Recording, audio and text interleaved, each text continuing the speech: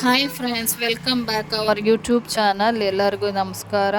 ಇವತ್ತು ಪಾಲಕ್ ಸೊಪ್ಪಿನ ಉಪ್ಪಿಟ್ಟು ಮಾಡೋಣ. ಪಾಲಕ್ ಸೊಪ್ಪು ಉಪ್ಪಿಟ್ಟು ಮಾಡೋಕ್ಕೆ ಮೊದಲು ಸೊಪ್ಪನ್ನ ಬೇಯಿಸ್ಕೊಂಡು ಸ್ವಲ್ಪ ತಣ್ಣೀರು ಹಾಕಿದ್ದೀನಿ, ಸ್ವಲ್ಪ ತಣ್ಣಗಾಗೋದಕ್ಕೆ.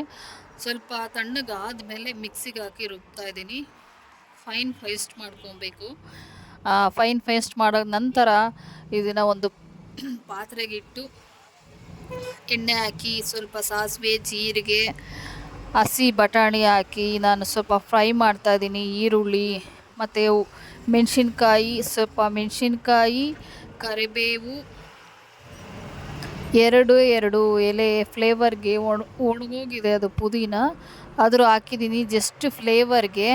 ಅದು ಪುದೀನ ಅದು ಏನಿದೆ ಒಳ್ಳೆಯದು ಎಲ್ಲ ತಿನ್ನೋದ್ರಿಂದ. ಆದರೆ ಈ ಬಿಸಿಲು ನಮಗೆ ಎಷ್ಟೇ ಫ್ರೆಶ್ ಆಗಿರೋ ತಗೊಬಂದ್ರು ಒಂದು 5 ನಿಮಿಷಕ್ಕೆ ಎಲ್ಲ ಬಾಡೋಗುತ್ತೆ. ಕೊತ್ತಂಬರಿ ಸೊಪ್ಪು, ಪುದೀನ ಎಲ್ಲನೂ ನಿಮಿಷ ಫ್ರೈ ಮಾಡಿ ಹಾಕ್ತಾ ಇದೀನಿ. ಸ್ವಲ್ಪ ತಣ್ಣೀರಲ್ಲಿ ರುಬ್ಬಿನೂ ಮಾಡ್ಬೋದು. ಇದೆಲ್ಲ ಮಸಾಲೆ ನಾನು ರುಬ್ಬಿ ಮಾಡೋದ್ರಿಂದ ಬಾಯಿಗೆ ಸಿಕ್ಕಲ್ಲ, ತುಂಬಾ ಚೆನ್ನಾಗಿರುತ್ತೆ.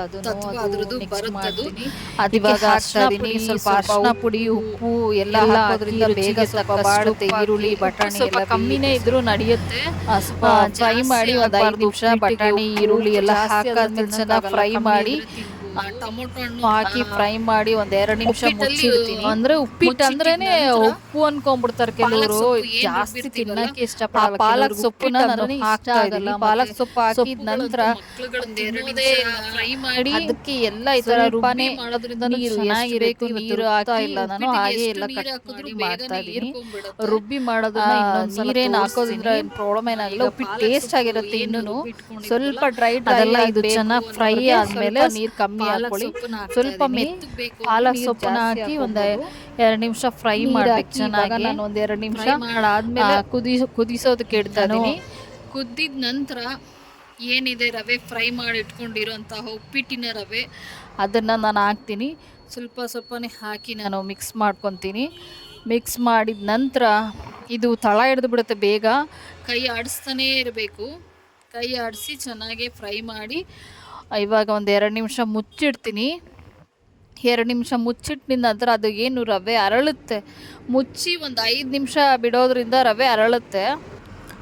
ಈ 2 ನಿಮಿಷ ಮುಚ್ಚಿಟ್ಟು ಬೇಯಿಸ್ತೀನಿ. ಬೇಯಿಸಿದ ನಂತರ ರವೆ ಅರಳಿ ಉಪ್ಪಿಟ್ಟು ರೆಡಿ ಆಗುತ್ತೆ. ಒಂದು 5 ನಿಮಿಷ ಮುಚ್ಚಿಡೋಣ. ಮುಚ್ಚಿಟ್ಟಾದ್ಮೇಲೆ ಇವಾಗ ನೋಡಿ, ಇದು ರವೆ ಉಪ್ಪಿಟ್ಟು ರೆಡಿಯಾಗಿದೆ. ಪಾಲಕ್ ಸೊಪ್ಪಿನ ರವೆ ಉಪ್ಪಿಟ್ಟು. ಯಾರೆಲ್ಲ ಮಕ್ಳುಗಳೆಲ್ಲ ಸೊಪ್ಪು ತಿನ್ನಲ್ಲ, ತರಕಾರಿ ತಿನ್ನಲ್ಲ ಅಂಥವ್ರಿಗೆ ಈ ಥರ ಪ್ರತಿಯೊಂದನ್ನು ರುಬ್ಬಿಟ್ಟು ಮಾಡ್ಬೋದು. ತುಂಬ ಟೇಸ್ಟಾಗಿರುತ್ತೆ, ಚೆನ್ನಾಗಿರುತ್ತೆ. ಈ ಥರ ಒಂದ್ಸಲ ಟ್ರೈ ಮಾಡಿ ನೀವು. ಯಾವುದೇ ಒಂದು ಅಡುಗೆನ ಪ್ರೀತಿಯಿಂದ ಮಾಡಿದಾಗ ಮಾತ್ರ ಅದು ಟೇಸ್ಟ್ ಜಾಸ್ತಿ ಆಗುತ್ತೆ. ಉಪ್ಪು, ಹುಳಿ, ಖಾರ ಎಲ್ಲನೂ ಬ್ಯಾಲೆನ್ಸ್ ಆಗುತ್ತೆ. ಯಾವುದನ್ನೇ ಆಗಲಿ ಪ್ರೀತಿಯಿಂದ ಮಾಡಬೇಕು. ನಾವು ಮಾಡಬೇಕಲ್ಲ ಅಂತ ಮಾಡಿದ್ರೆ ಯಾವುದೂ ಚೆನ್ನಾಗಿರಲ್ಲ.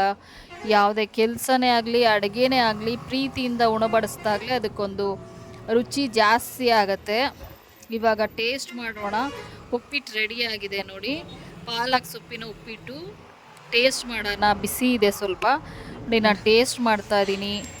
ತುಂಬ ಚೆನ್ನಾಗಿದೆ, ಬಿಸಿ ಬಿಸಿ ಸೂಪರ್ ಆಗಿದೆ. ನೀವು ಮಾಡಿ, ಕಮೆಂಟ್ ಮಾಡಿ. ಸೂಪರ್ ಆಗಿದೆ. ಟೇಸ್ಟ್ ಮಾತ್ರ ಅಲ್ಟಿಮೇಟು, ಸಕ್ಕತ್ತಾಗಿದೆ.